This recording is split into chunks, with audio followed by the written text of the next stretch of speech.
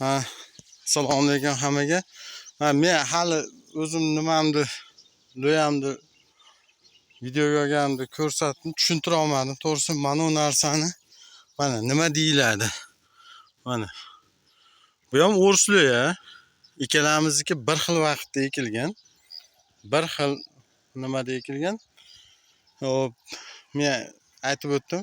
Bir ikkita dehqonlardan so'rasam, nima bo'ladi bu mahna qo'yib ketsa desam, mana ko'rishingiz mumkin. Hammasi deyarli antena deydimi, nima deydi, xullas o'shanaqa narsa chiqarib yuborgan. Mana ko'rishingiz mumkin. Mana antena chiqarib yuborgan.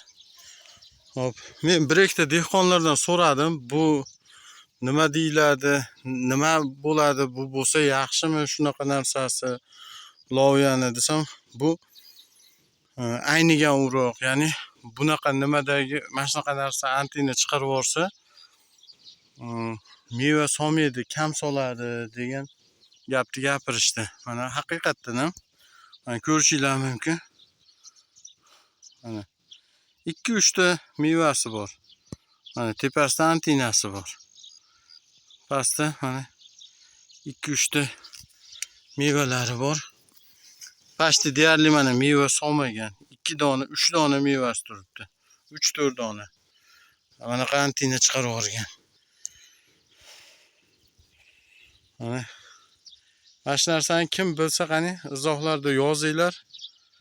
Qanaqa holat? Mana o narigi qo'shninikini ko'rsanglar, unaqa narsa yo'q. Lekin uni mevasi bor. Bularda meva yo'q. Mana.